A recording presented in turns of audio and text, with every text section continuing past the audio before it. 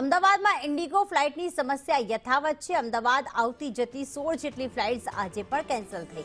Flight સેવા ખોરવાતા પેસેન્જર્સમાં ભારે રોષ છે। છેલ્લા એક સપ્તાહથી ફ્લાઇટની સમસ્યા યથાવત। એરપોર્ટ ઓથોરિટીએ એડવાઇઝરી પણ જાહેર કરી। દિવ્યા અમારી સાથે જોડાઈ ગયા છે। દિવ્યા, આજે પણ 16 જેટલી ફ્લાઇટ્સ રદ થઈ છે, ત્યારે કેટલી હાલાકી યાત્રિકોને?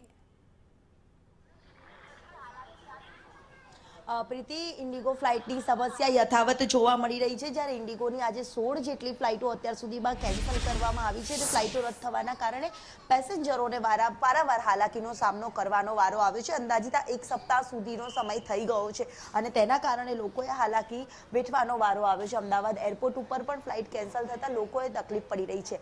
સતત જે ઇન્ડિગોની ફ્લાઇટ કેન્સલ થાય છે, શિડ્યુલ ખોરવાય છે, કેટલી હાલાકી પડે છે? કેટલી પડે છે?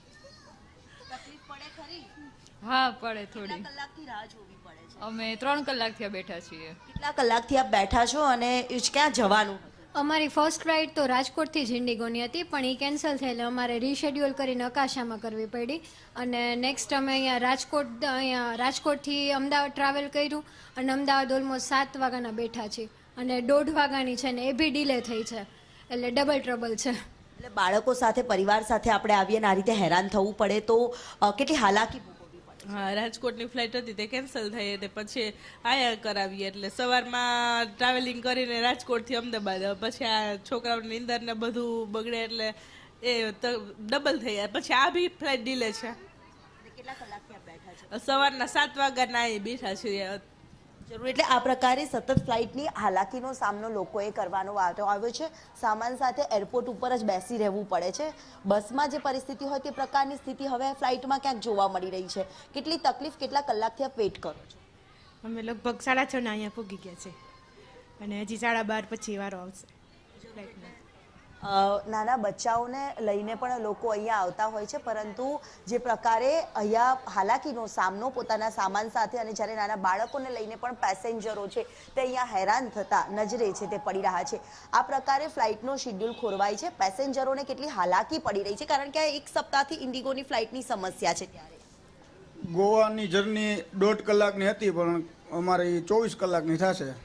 કાલ રાજકોટની ફ્લાઇટ રદ થઈ ગઈ, એટલે કાલ રાતના અમે રાજકોટથી અમદાવાદ આવ્યા અને હવે અહીંથી ગોવા જાશું। 24 કલાક હેરાન થશું।